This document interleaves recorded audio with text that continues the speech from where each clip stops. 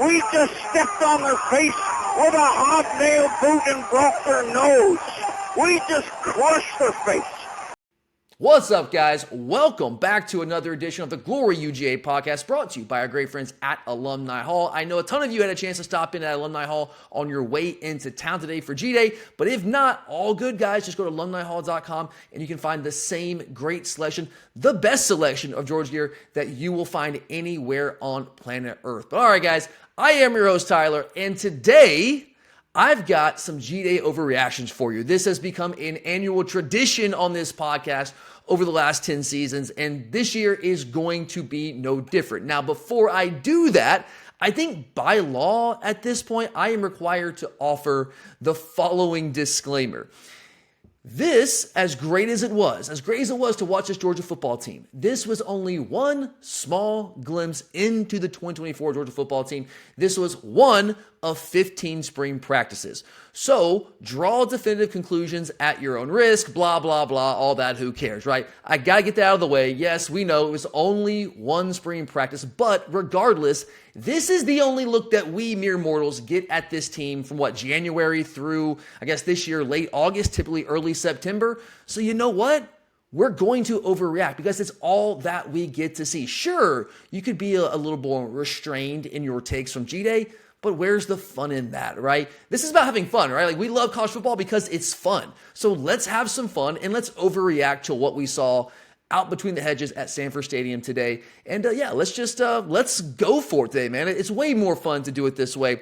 So let's go ahead, man. I don't want to waste any more time. Let's dive in. I know I'm kind of looking down a little bit today, so I just got in from G-Day, and these are like instant reactions. I have not had a chance to go back and watch the replay at all. Haven't even looked at any stats. Went to the game, walked to my car, got home, and fired up the mic, fired up the camera, and here we are, right? So these are very off-the-cuff, instant reactions. I will come back later this week after I do a rewatch or two and watch every single position with a fine-tooth comb. I'll have some much more nuanced takes for you guys, but I've gotten a lot of requests for some instant reactions from today's festivities. So, if the people ask, the people are going to get it. So here I am today on a Saturday, which, by the way, I don't think in the 10 years of doing this podcast that I've ever done a Saturday episode. So, hey, I think it's the first. So welcome to the first Saturday episode of the Glory UGA podcast. But enough of that. Let's go ahead and let's get into it. Instant reactions, whatever. I've got some thoughts for you guys. Now, I do want to start with this. And I know that I'm probably going to get some blowback for this because this is maybe an overreaction, but also, is it really? Let me start with this. We are winning the national championship this season. Book it, guys. We are winning the national title. Tell me what team in the country is more talented than the team we just saw out there between the hedges. 1 through 85. I'm not saying there aren't some teams that are better at this position or that position. Sure, of course there are. But 1 through 85, a complete roster. Name the team that is more talented than what we just saw out there. Who is it? Who isn't? And on top of that, I think we are elite at the most important position on the field at quarterback. I think that we have the best returning quarterback in the country. And I think he's a guy that could very well be in contention for the Heisman Trophy this season, could be in contention for the number 1 overall draft pick in a year or so, this time next year. Why can't we win a national title this year, guys? I mean, we're going to be the consensus number 1 team coming into the season. This is not like breaking news, but I'm more convinced than ever. I already felt this way coming into G-Day, but leaving G-Day, it just reaffirmed everything I felt about this team. I feel even more confident. Overreaction, I know, but I feel even more confident based off what I saw at G-Day that we're going to win the national championship. I feel more confident because there were some spots on this team that I had some questions, and we went over those questions last week. I had 5 questions for the offense, 5 questions for the defense, and I was open about those questions I had for this team. Now, later on this week, when I get to go back and do some rewatches of G-Day, I'll have some more nuanced takes for you guys and answer all 10 of those questions that I laid out for you last week, but I did have some questions. I don't know how many questions I really have about this team right now, guys, and maybe I'm getting caught up in the moment.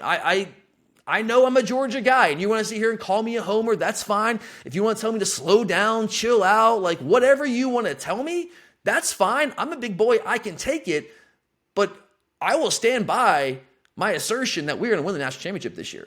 I feel more confident than ever that we will get back to the national title game, win it for the 3rd time in 4 seasons this year. I hate to say book it because there are no guarantees in college football. You just have a bad day. You can have injuries. We saw that last year with Brock Bowers and Ladd McConkey. I mean, injuries impact things. But all things being equal, if we stay healthy this season, I don't think there's going to be a better football team in college football. There'll be some other really good teams. Ohio State's going to be really, really good. Texas will probably be really good again. There's going to be some really good football teams. I just don't think any of them are going to be better than Georgia. And I don't even think that's a hot take. I mean, again, we're going to be almost certainly the consensus number one team in the country coming into the season. Right now, on basically every betting site you can find, we are the consensus betting favorite to win the national title. So this is not me going out on a limb, but I'm more convinced than ever. So we'll start there. We'll start there, guys. But let's go to the specifics here. Let's get into some of the positions. And again, I'm going to be looking down because I got my notes here on my phone, and I've got some little paper notes I've written down. So I've got a couple things down here I'm going to be looking at, so forgive me for that. I know it's not the best viewage if you're watching this on YouTube. For you on the podcast, you don't care. But if you're watching, just know I apologize. I'm sorry for that. But let's go ahead and let's dive into the specifics here. And I want to start with the quarterback because that is the most important position on the field. Now, Carson Beck, I still very much believe, as I just said a few moments ago, is the best quarterback in the country. But saying that, I think it's also fair to say that Carson Beck wasn't as sharp today as he typically is. I think both things can be true. Carson did not have his best day today, but we've seen enough from Carson to know that we're more than okay. I still very much believe that Carson Beck is the best quarterback in the country. I mean, yeah, did he miss a couple throws? Absolutely. Of course he did. But so does also every quarterback in the country. I feel like among the Georgia fan base, we have this absurd expectations for our quarterbacks. And maybe this is not unique to Georgia fans. Maybe it's unique to, maybe every fan base falls in the same category. They do it with their guys. But we feel like our quarterbacks should go like 20 for 20. And complete 100% of their passes. Like, that's just not going to happen. Anytime, there's any incomplete passes, like, oh my God, really? This guy? At least that's what it feels like. You know, I'm sure that's a little bit of hyperbole. In the stands today, it wasn't, though. I mean, people I was sitting around, was like, dear God, every time Carson Beck missed a single throw, I was like, oh my God, what's wrong with this guy? And it's like, I mean, did he miss some throws? Yeah, sure, but you know, so does Patrick Mahomes. I mean, I'm not saying Carson's Patrick Mahomes, but even the best quarterbacks in the world don't complete 100% of their passes. They miss some throws here and there. But saying that, while he did miss some throws, he's still in complete control out there, guys. He has answers for everything. Kirby is exactly right when he says that Carson just doesn't get fooled. You can throw whatever coverage you want at him. You're not fooling the guy. It doesn't mean he won't, put a ball into tight windows and maybe make a poor decision. I'm not saying he won't occasionally do that. That's rare, but it's happened. But you're not fooling him, right? Like, this guy is in complete control. He has the answers. He knows what he's doing. He knows where to go with the football. Yes, he threw 2 interceptions. I understand that. But let's look at those interceptions, guys. The first one was a batted ball. Now, would that ball have been complete in the end zone on the quick out to the boundary? I don't know. It was a really tight window. That ball might or might not have been completed. It got batted down. When you go against a defense, the same defense, day in and day out at practice after practice, they kind of know the plays. They kind of know what you're going to do in the red zone. They know your tendencies. So, Michael Williams, tip your cap to Michael, got his hands on the ball, and he made a great interception. Great play, Michael. Sometimes that happens. That's not on Carson. It's a batted ball. That's not on him whatsoever. The second interception right before halftime, I would love to see him not make that throw. He tried to fit that ball into way too tight of a window, and that's not really something Carson did all that much last year. But, it was a 2-minute drill. He was trying to force the issue in a spring scrimmage. I'm not going to kill the guy for that. That was on him. That was 100% on him, that throw. Should not have made that throw. Who was it? I think it was C.J. Allen, right? A fantastic play by C.J. Allen, if I remember correctly. Again, instant reactions, guys. I'm trying to go off the top of my head here. But it was a great play. Maybe he shouldn't have been picked. I don't know. But it was picked and probably should not have made that throw. So he wasn't perfect. And I do agree with those of you who want to be critical of his deep ball percentage. He's got to hit a higher percentage of those throws down the field. That's a fact. He's got to. I mean, he hits, I don't have the numbers here right in front of me. Again, instant reactions. He hits about 3 out of 10, 4 out of 10 of those deep balls.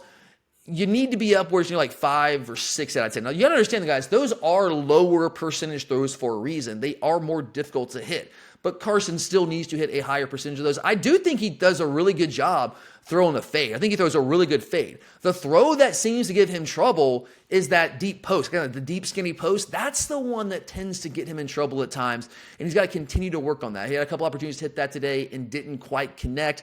But look, Carson Beck, guys, still had a great day. All in, I know people fixate on the missed throws, and trust me, again, I heard that in the stands.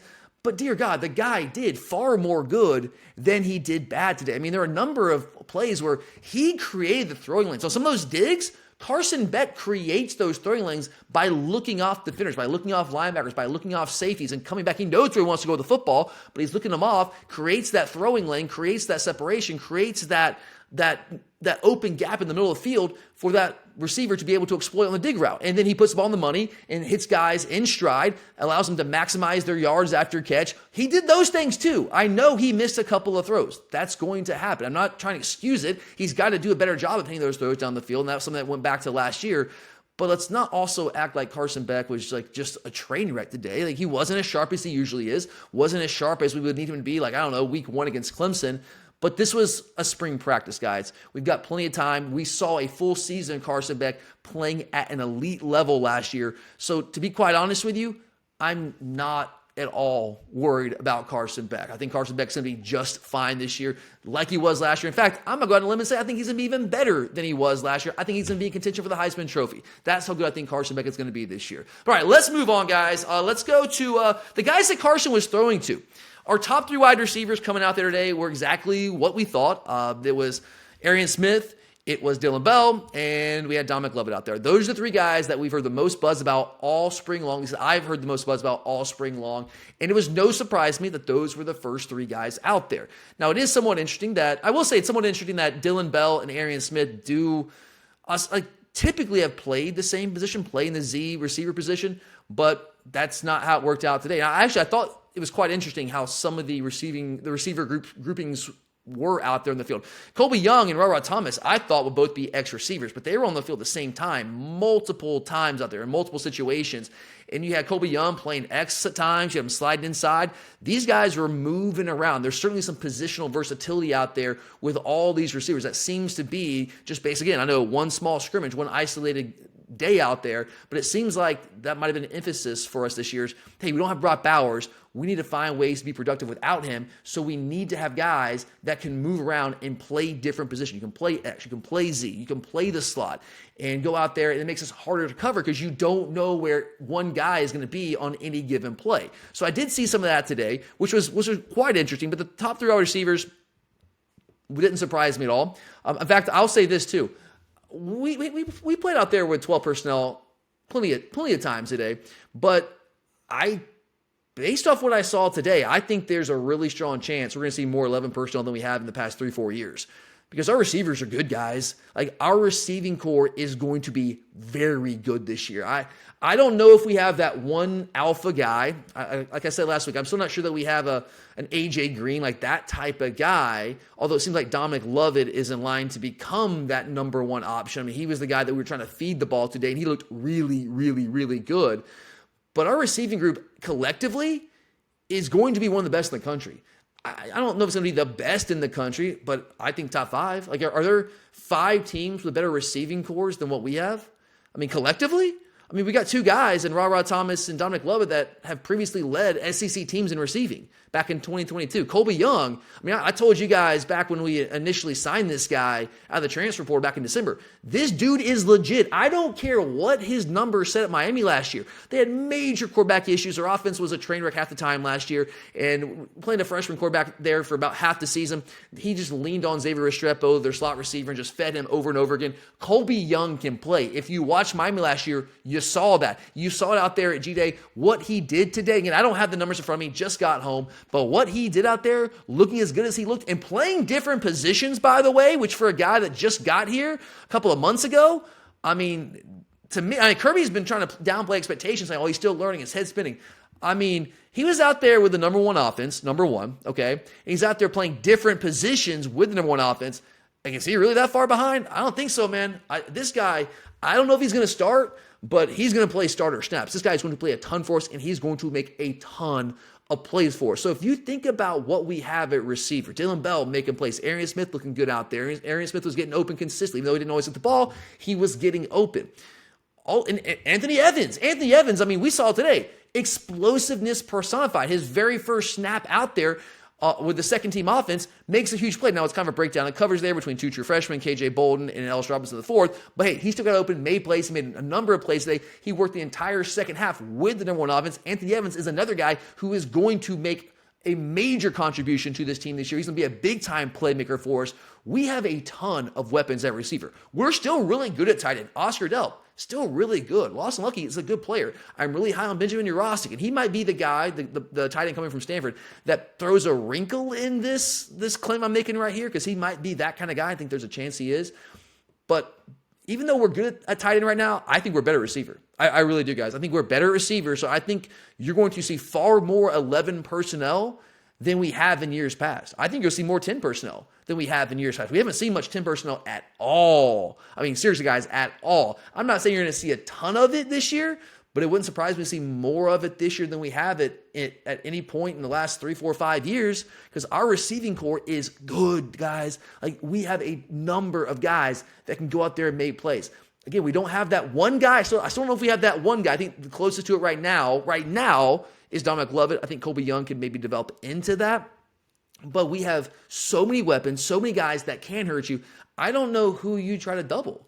I mean, if you try to take away Dominic Lovett in the slot, okay. Well, we've got Colby Young out there. We've got Dylan Bell out there. We've got Ra Thomas. We've got Arian Smith. We've got Anthony Evans. I don't know if Anthony Evans and Dominic Lovett will be out there on the field at the same time, but we've got a number of options. You get the point. So I was really impressed with the wide receiver core. I felt good about them coming in. I felt like we were going to be really good there this year, but kind of like I said with the national championship claim, I just feel better than I did coming into today, that we're going to be really, really good at wide receiver. All right, moving on here. Let's go to the running backs. Andrew Paul. I know he didn't get a ton of carries. Again, I don't have the numbers in front of me. I'll have this for you guys later in the week when I get a chance to go back and watch the replay, and I'll have a much more nuanced tape for you guys. I'll have the stats for you, all that stuff. But right now, off the cuff, I don't know how many carries Andrew Paul got. But in the carries that Andrew Paul did get, this dude looked legit. He looked legit. Let's not forget, prior to the ACL tear, as a true freshman in fall camp, so fall camp going into 2022, this guy was in the process of earning reps. He was a name that was making waves in his first fall camp. Unfortunately, suffers the misfortune of the ACL tear, had to fight his way back, was cleared last year, but I mean, come on, guys. He was not 100%. He wasn't close to it. He wasn't the same guy he was before, and that's to be expected. That's pretty common with running backs. But now that he's a year and a half, almost 2 years removed from that, oh yeah, he looks the part right now. He looks fast. He looks quick. He looks explosive. He was running hard. He looked better today, and however many carries he got, than he did at any point last year. Far more confident than me.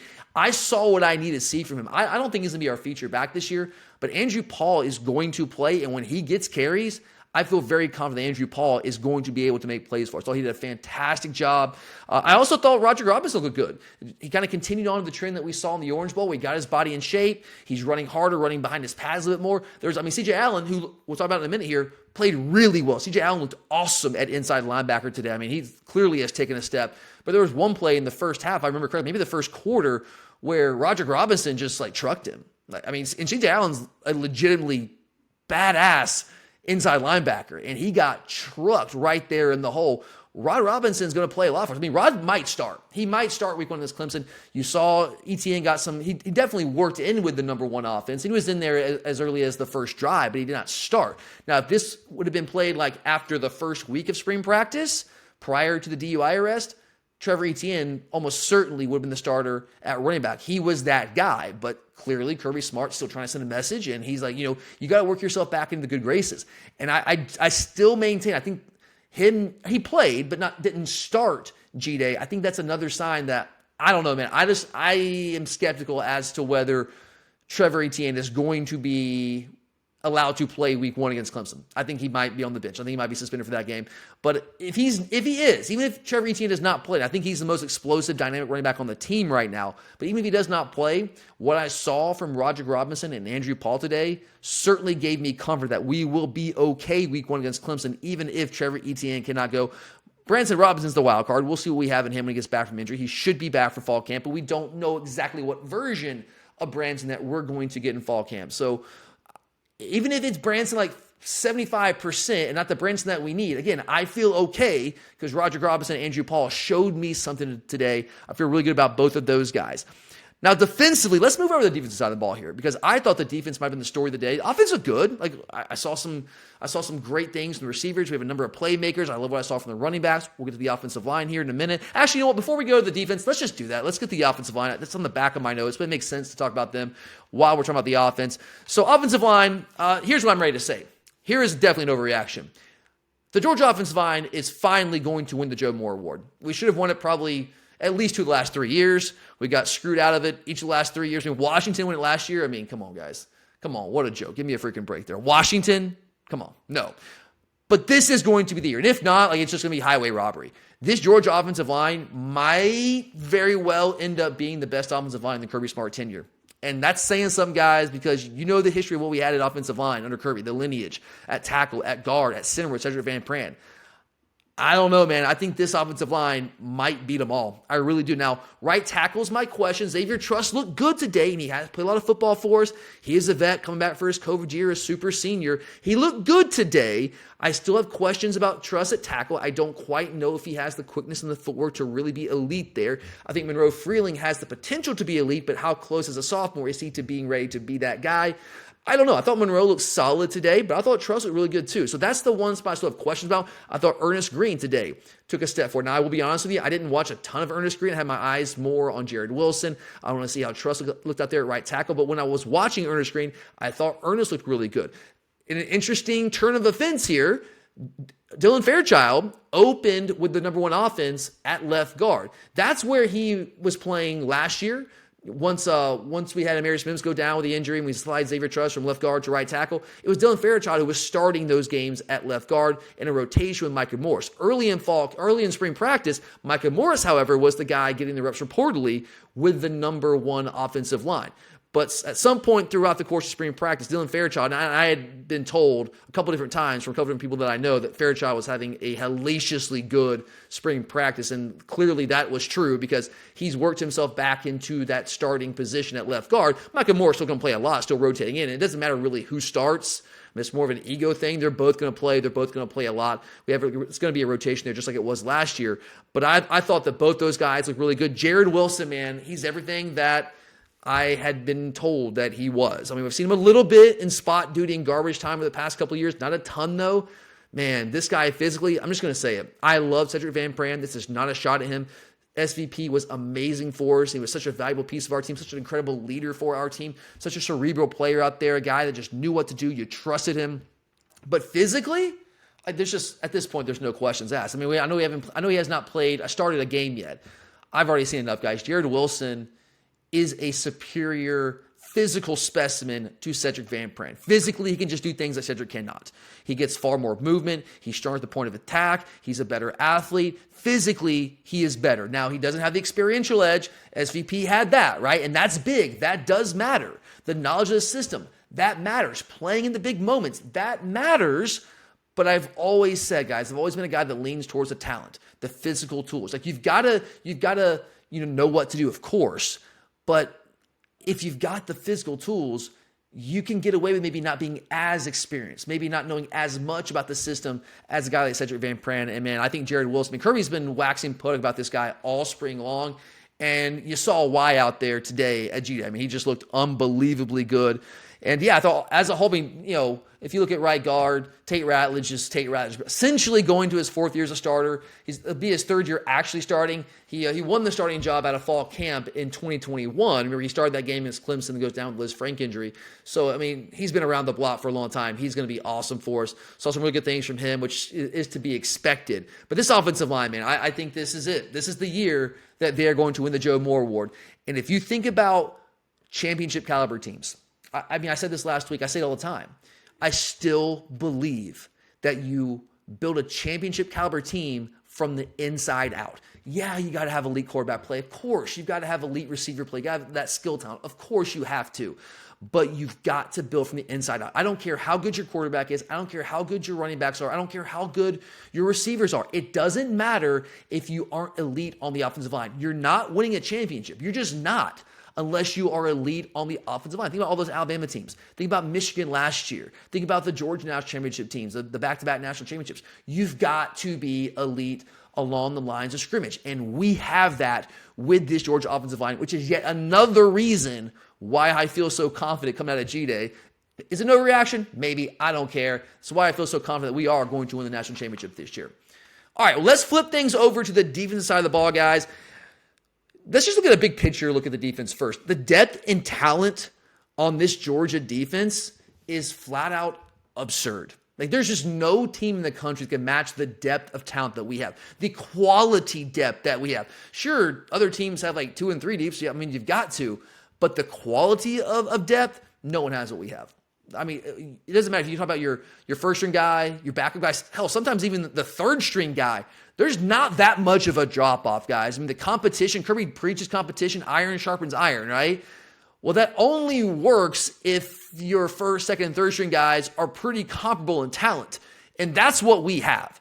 That's why we are so good. It's one of the reasons why we're so good is because there is legitimate competition. This is not competition that Kirby has to fabricate, that he has to manufacture. It is legitimate, organic competition because they are all that talented. In fact, you look at the team out there, you look at that defense, you watch the first team defense, second team defense, even the third team defense at times, and you're like, how in the world are we going to find snaps for all these guys? Because that's a question you have to think about in this day and age. You know, the old adage used to be, well, that's a great problem to have. Well, not so much anymore, because if you can't find snaps for guys in the age of NIL and transfer portal, they gone. They out the door, guys. They aren't sticking around. So you've got to try to find a way to get these guys on the field in different packages. That's why we have third down packages and we have specialized groups that come in, specialized packages that come in, because you want to find a role for all these guys on the team. Because if they don't play, they don't feel like they're contributing, and they feel like they're that talented, which, by the way, they are going to leave. So you want to have the depth. It's great for us right now. I'll be curious to see what the roster looks like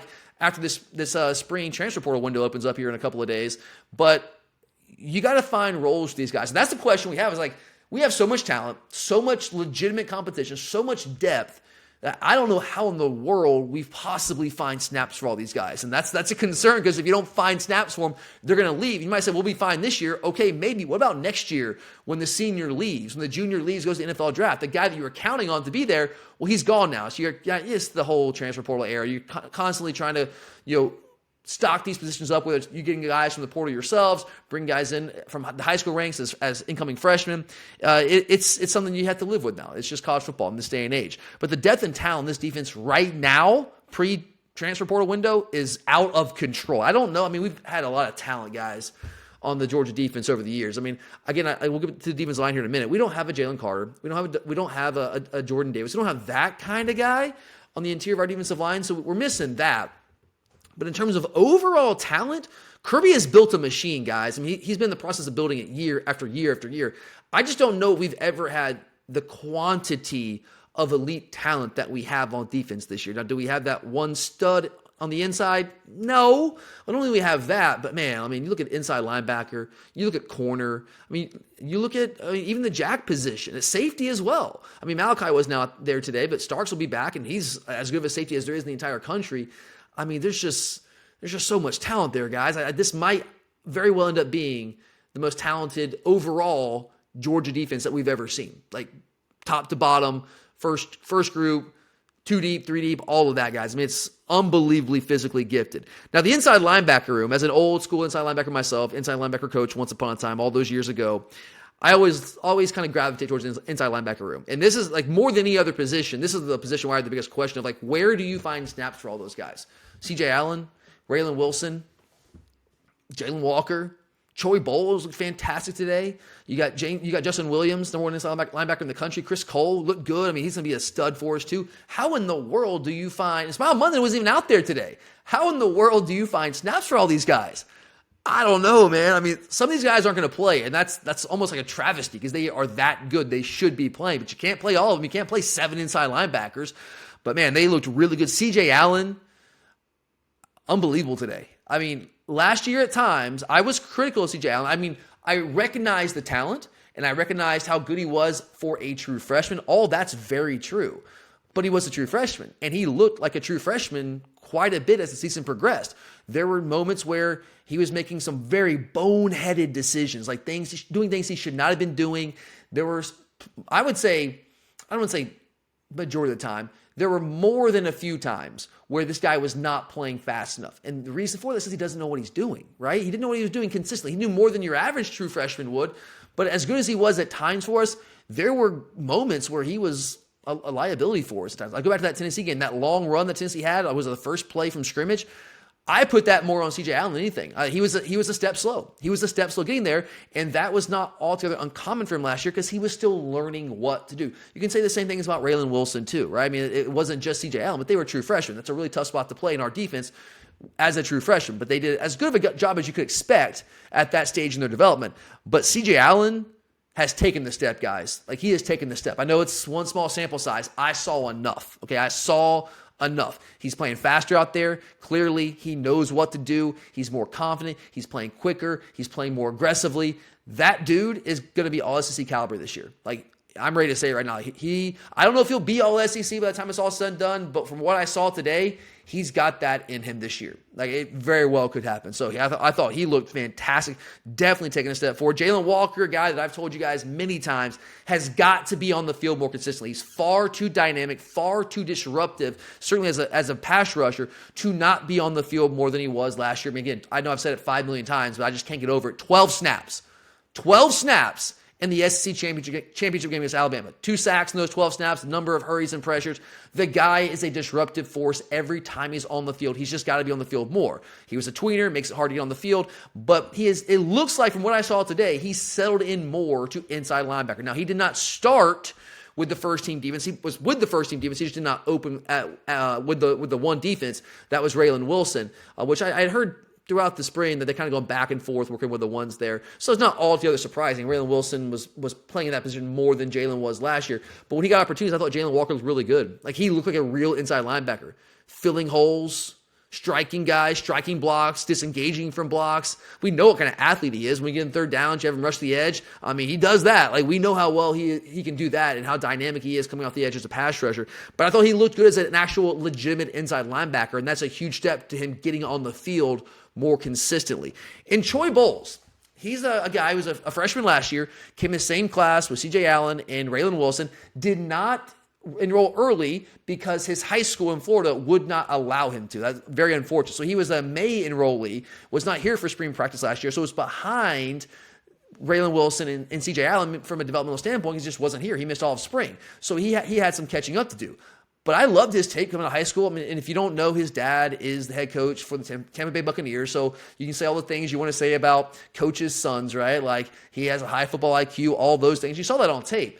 But, man, this guy was flying around the football today. And I had heard some good things about him coming out of spring practice, but it's one of those guys I need to see it, and I saw it. I saw it today. This guy was flying around. He was confident. He knew what to do. He was striking guys. That's what he did in high school. I mean, he would deliver blows in high school, but that's at the high school level. What do you do when you get in the SEC? And, it translates. We saw that today. So, that guy probably deserves to be on the field some too. But how?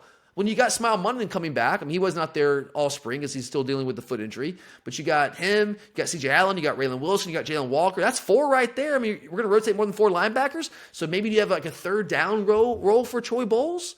Maybe, possibly. I mean, what I saw from him today, I mean, that guy deserves to play. And he's one of those guys, if he doesn't play, is he going to stick around?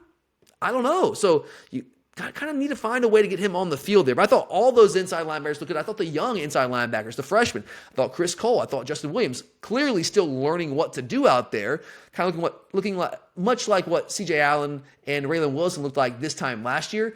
But you can see the athleticism, the physical ability. It's just oozing out of them up there. I mean, they look fantastic. They're going to be great. I don't know how much I expect them to play this year because of the quality of talent ahead of them, but their time will come. If they just stick around and wait their turn, their time will come, and they are going to be elite when that time comes.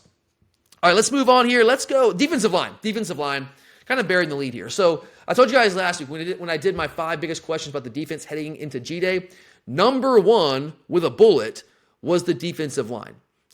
Specifically, the young guys on the defensive line, Jordan Hall and Jamal Jarrett and Christian Miller as well. Maybe to a lesser extent, but Christian Miller as well. I saw more out of him last year. I thought he was a much better player than the other two all throughout last year. But we weren't dominant on the defensive line last year. I read you all those stats. I'm not going to bore you again with those. You can go check that episode out if you want to and get all those stats about how much worse we were defending the run last year than we were at any point in the last 4 or 5 years leading up to it. And I believe a big part of that was that we simply were not as good on the defensive line. Now, there's more to it than just that. The defensive line isn't the only group that has run responsibilities. Certainly, the jack linebacker position was not as good either. We weren't as good at inside linebacker. We dealt with some injuries there, so that was tough as a true freshman playing significant snaps for us inside linebacker. All those things contributed to that. But the fact of the matter is our defensive line was simply not what it had been. We did not have a dominant force. There was no Jalen Walker, or there was no Jalen Carter. There was no Devontae Wyatt, no Jordan Davis, none of those guys. We had good players. Like, Georgia doesn't have bad players, but we just didn't have elite players. Now, the guys that we had that I think have a chance to become elite, difference-making type talents on the defensive line were the freshmen. Jordan Hall, Jamal Jarrett, they just weren't ready to play. They weren't there developmentally. So my biggest question coming to G-Day for the defense overall was, how much closer are those guys to being ready to be difference makers? And I don't know if they're at the point where they're ready to be elite yet, but I saw both those guys take strides. Jamal Jarrett working more with the number 2 defense. Jordan Hall working extensively with the number 1 defense. Jordan Hall looked really good, man. I mean, the guy he's a physical freak on the interior of the defensive line. He's powerful. He's explosive. He's quick. All of those things. He just didn't always know what to do last year. This year, or at least, again, overreaction, one spring Saturday out there at G-Day, he looked the part. He started to show me signs that he can become that guy. Now, I still need to see more from him. I need to see him doing actual game settings. But I started to see those signs of him developing those immense physical tools that he has. Jamal Jarrett looks like he's certainly got his body in better shape. He's a true 2-gap space eater, zero-tech nose guard for us. He's that Jordan Davis type body. And he showed me something going back in the Orange Bowl, like dropping the weight, getting his body in shape, getting to the point where he could actually go out there and move a little bit, have some quickness, which early in the year, the guy was just not in the shape he needed to be in. And he continued to show me that today. Again, small sample size, but I liked what I saw from him today. Now, Christian Miller, okay? Now, Christian Miller is going to his 3rd year. He was a redshirt freshman last year. I think largely playing out of position. He played a lot to zero tech to back up Nazir Stackhouse. He did some of that today. I think he's more of a true 3 tech. But Christian Miller, who was not 100% really at any point all spring, was very limited throughout the spring. In fact, I was surprised that he went today. So he was not 100%. But saying that, he still was the guy that flashed to me more than anyone else on the defensive line. I think Christian Miller might actually end up being that dude for us on the defensive line this year. I mean, he is more of a 1-gap penetrator. He's a spitting image of Tyler Clark. You guys know that's how I feel about him. That's what I've said about him going back to last year. He reminds me so much beyond just the number. He reminds me of Tyler Clark, the way he plays, the way he moves, even the way he walks out there, his size, his build, all of those things. I just see Tyler Clark, and maybe even a slightly more explosive version of Tyler Clark. I think that Christian Miller, especially when Christian Miller gets back to 100%, I think he might be ready to be a difference maker for us on the defensive line this year, if we use him correctly. I don't know if he's a difference maker at the 0 tech, like on standard downs. You put him at 3 tech though? Yeah. I think so. So it's just a matter of how we use him and how we use him situationally. But I love his explosiveness. His first step quickness is off the charts. I'm a big believer in Christian Miller, and he made me even more of a believer today, going at less than 100% and looking as good as he did, flashing as much as he did. Another guy that flashed a couple times, I'm not saying he was consistent, but he flashed a couple times, was the transfer from South Carolina, Xavier McLeod, number 94 out there. If you guys, were kind of watching, I don't know what they said on the replay. I don't know what they were saying on the TV copy because I was inside Sabre Stadium today. So I don't know. But all I know is when I saw number 94 out there, more than a couple times, he was in the backfield, disrupting the offense, making plays, creating havoc, disrupting what the offense was trying to do, creating those negative plays that are critical for defenses, keeping offenses off the field, keeping them out of the end zone. That guy showed me something. Now, he was a guy that I felt was an interesting prospect coming this year, because he was a guy that we wanted to come out of high school. It wasn't like a 5-star guy coming out of high school. He was a guy that we wanted. He ends up going to South Carolina. Did not work out for him there. It certainly had some issues with the coaching staff. Was essentially off the team by October, by like middle of October. So developmentally, he missed like half the year. So I wasn't exactly sure what we were getting in him right now. Like, how much would he be ready to help us this year? Because he missed half the year at South Carolina. You just don't know how much he developed. I don't know. He was good coming out of high school, but is he ready to come in right away and be a guy that's going to contribute on our defensive line? I wasn't sure. And I'm still not 1,000% sold. It is a very small sample size, but I saw signs of him today being a guy that could absolutely help us along that defensive line. Right now, we know that Nazir Stackhouse and Warren Brinson are going to play. They're going to play a ton for us. They're probably going to start for us. Christian Miller is going to play a lot. Jordan Hall is going to play a lot. Jamal Jarrett, I think, probably should be the guy backing up Nazir Stackhouse at the 0 tech. So that's 5 guys right there. I think you can throw Xavier McLeod into that rotation as well. Those 6 guys I feel really, really good about right now. So if that unit can stay healthy on the interior of our defensive line, we aren't going to be as good as we were in 21 or 22, but we're going to be better than we were last year. And as long as we were better than we were last year, we get back to averaging under 3 yards per carry, or giving up less than 3 yards per carry, because last year was 3.77, and we hadn't given up more than 2.88 yards per carry in like the 5 years preceding that. As long as we can get back closer to 3 yards per carry, I'll feel much better about our rush defense, because that was a problem last year. But I think our defensive line is going to take a step this year. Very excited about what I saw out there.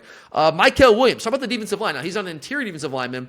I don't know what to think about this. Okay, Mykel Williams, we heard all offseason, I was being told this going back to bowl practices back in December, that he was going to move to Jack linebacker, right? And you get out there, the Orange Bowl, he played a ton of Jack linebacker for us. So I was prepared for him to make that move full time. But then we get to spring practice, and like after the first day of spring practice, he does an interview, and he's asked about playing Jack. He's like, oh yeah, well, I'm still playing 5 tech. I'm still playing defensive end. I'm still in Coach Scott's room. I'm just kind of going over there and doing some stuff with the outside linebackers from time to time. And it's like, huh? What? Like, I thought you were moving to Jack. Well, fast forward today, you see him out there on the field. I mean, how many reps did this guy get at Jack? Did he get any? Again, I haven't watched the replay, but just watching out there on the field, I mean, I can't zero in on him on every single play, but when I was watching Mykel Williams, I don't really remember him playing much Jack at all. I mean, I don't know if I can say exclusively playing 5 tech, but far more often than not, he was lining up playing 5 tech in Chaz Chambliss. So those of you who are Chaz Chambliss haters, you might want to mute this right now. You might want to turn away because you're not going to like this. Chaz Chambliss was out there a lot at Jack linebacker, just like he was last year. He was our primary Jack linebacker on standard downs last year. And if G-Day was any indication, that is going to continue into this year.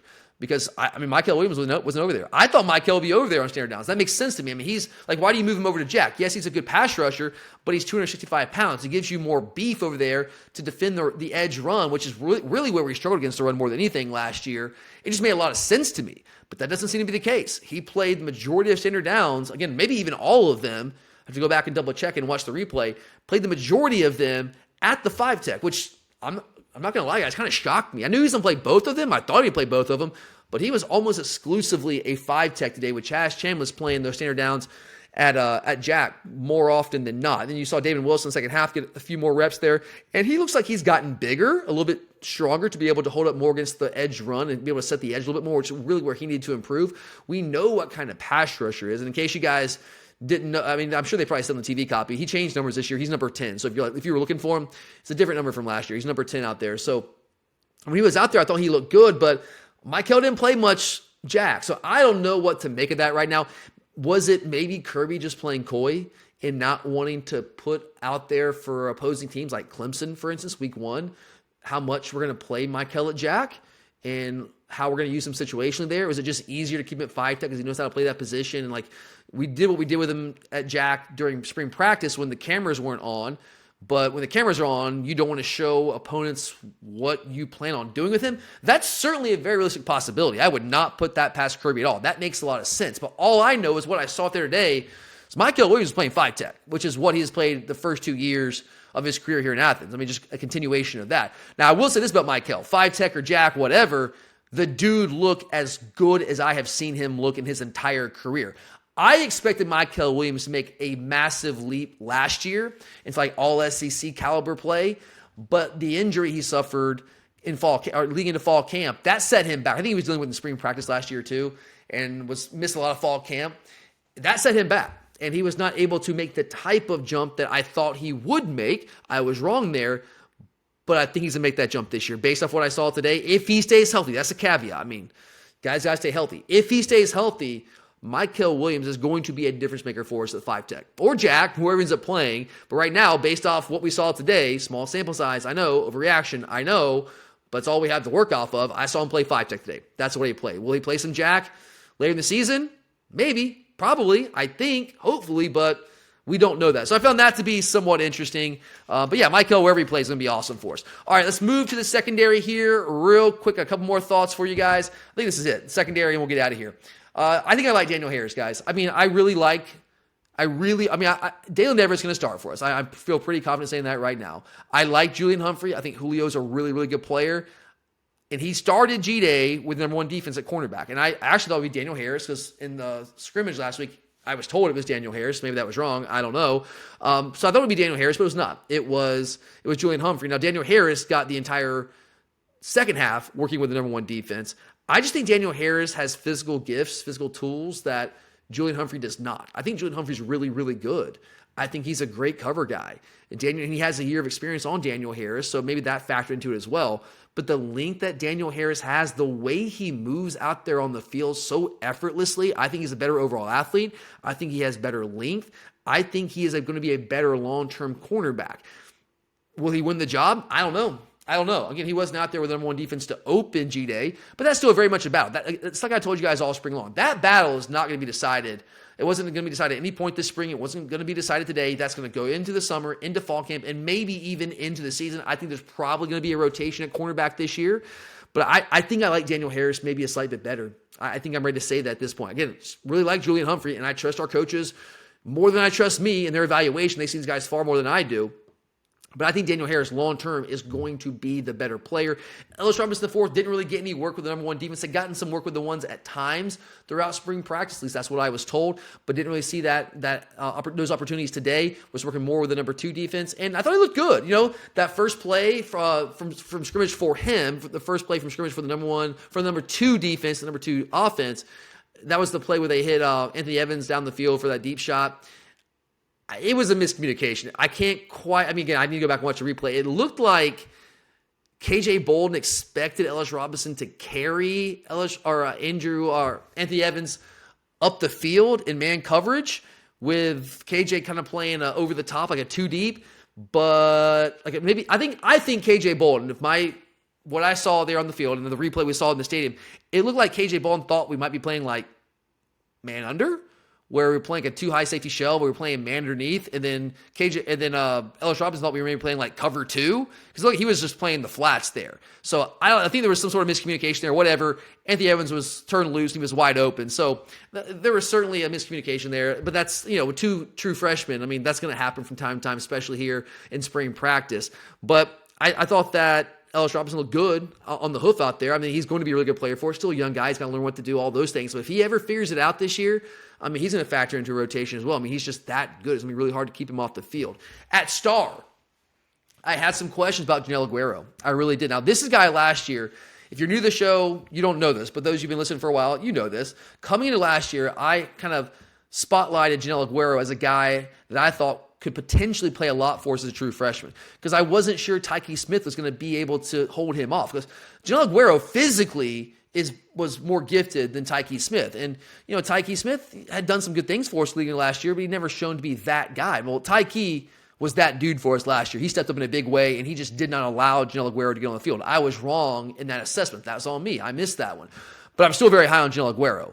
Now, I've felt that Janelle is probably really a true safety that we're playing at star, because prototypically, like from a physical standpoint, he's the prototype that Kirby Smart wants at star. Because at star, yes, you have to be able to defend the pass. You have the speedy, shifty slot receivers, but you more importantly have got to be able to fit against the run. You have major run fit responsibility. So that's why Janelle Aguero is a prototype for us at star, because he's bigger and stronger and more physical than any of those DBs that we have out there in the field. My question about him was never that. I know Janelle Aguero can do that. He will cut people in half. My question was, in coverage, are you a good enough athlete to stick with those speedy, shifty, quick slot receivers a la Dominic Lovett? And I think the answer is yes, based off what I saw today. Now, I know that Lovett beat him on one slot fade, but it wasn't like Lovett had two steps on him. Janelle Aguero was there. It was just a gorgeous throw by Carson Beck. So back to Carson, everybody wants to hate on Carson, say can't hit a deep ball. That was a gorgeous throw on that slot fade. It's a tough throw, and he put it on the freaking money there. But Janelle Aguero is right there. It's just a gorgeous throw and catch. But was it the first drive of the game? I think they're trying to hit another slot fade, and he was running stride for stride with Dominic Lovett, who is an explosive playmaker for us on the offensive side of the ball. So I saw enough from Janelle Aguero from a coverage standpoint, from an athleticism standpoint, staying with guys that are elite athletes. I saw enough from him today to believe that he can hold up well enough in coverage. And if you combine that with his ability to fit against the run, I think he's going to be an outstanding star defender for us this year. I know some people don't agree with me on that. I did get some feedback from some people on social media today saying like they think that position is wide open. I could be wrong. I just tend to disagree with that. I think Janelle Aguero showed me enough. I think he's going to be the guy this year, and I think he's going to be very good for us at that star position. Safety, still wide open there. We know Malachi Starks is going to start at one safety. He wasn't out there playing today. He's been dealing with an injury all spring long. He'll be fine for fall camp for the season. He'll be good. But I'm ready to say that I think KJ Bolden is clearly the most talented option out there opposite Malachi Starks. Now, does that mean KJ is going to start week 1? Absolutely not. It doesn't mean he won't, but just because he's the most talented option doesn't mean he will start. Remember, Malachi Starks was the most talented option we had at safety going into the 2022 season. He still didn't start week 1. He played a lot, and then he started week 2, but he didn't start week 1. So maybe we see a similar scenario with KJ Bolden this year. How much would that suck for Dan Jackson if that happened again? So Dan Jackson earned the starting job going into 2022 and then gets unceremoniously benched, essentially, by Malachi Starks just being a stud out there in week 1 against Oregon. And if that happens again this year, if he opens the season as a starter week 1 in Mercedes-Benz Stadium again against a big-time Power 5 opponent in Clemson, only get unseated once again by a true freshman, this time KJ Bolden, God, that would suck for Dan Jackson. But you know what? Dan Jackson's a team guy, and he would take it the right way. But I thought Dan looked really good. Dan's played a lot of football for us. He's been around for a long time, started games for us. Thought he looked really good, really sharp, broke up some passes, was good in filling the rush lanes. Thought he looked great. But KJ's just a different athlete, man. He just moves differently. And he's not the biggest guy in the world, but you wouldn't know with the way that he hits you. He is a physical guy at safety. He can run with anybody. He is an elite athlete back there, a lot like Malachi Starks, different body type than Malachi Starks, but very similar in terms of their overall athleticism. I think that KJ Bolden at some point this year will start at safety. Will it be week 1? That I do not know. He's going to have to go out and earn that in fall camp. So if I had to handicap it right now, I would say no. I think Dan Jackson would probably start opposite Malachi Starks right now. But, I mean, I think KJ, it's just going to be hard to keep him off the field, man. As long as he learns what to do and continues to develop from an intellectual standpoint in this defensive system, that athleticism, man, it's going to be really hard to keep off the field, just like it was really hard to keep Malachi Starks off the field back in 2022. And look, I thought all the safeties looked good. I thought Ja'Cory Thomas looked good. I mean, he's been making plays all spring long. I thought Jake Pope, the transfer from Alabama, the one-time Buford Wolf, I thought he looked really good, man. I mean, he was filling rush lanes, and he was moving well out there. All those guys look good. It's still very much a battle. It's still very much wide open. I mean, there's no guarantee that Dan Jackson will start opposite Malachi Starks. It could be Ja'Cory Thomas. It could be Jake Pope. I mean, it still could be KJ Bolden. I don't know. It's going to be wide open. That's another battle that will continue on into the summer, into fall camp, and maybe even into the 2024 season. But I thought KJ looked really, really good. He looked the part, man. He showed me what I need to see from him. I don't know if he'll start week 1, but I think at some point in the season, there's a very, very strong chance that he will ultimately end up taking that job. But all right, guys, I think I covered about everything. Everything I got on my notes. I'm going to double check here, make sure I didn't miss anything. So yeah, those are some very, very instant reactions for you guys. I know that's kind of off the dome here, and this is kind of all over the place, kind of not how I normally like to do things. I like to have things much more organized, but got home. You guys asked for some quick thoughts, instant reactions, and I want to give those to you. So there they are. I will be back later this week with some much more nuanced thoughts after a couple of rewatches of G-Day, but I hope you guys had a heck of a Saturday, whether you're here in Athens, taking to the game, at home, watching the matches, whatever you're doing. It was an amazing spring Saturday here in the Classic City. Hope you guys enjoyed it. But thank you for being here, guys. Always appreciate you. Make sure you check out Alumni Hall. You can shop in store inside the Express Shopping Center here in the Classic City or online at alumnihall.com.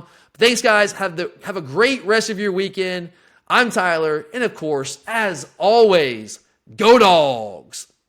Man, is there going to be some property destroyed tonight. 26-21.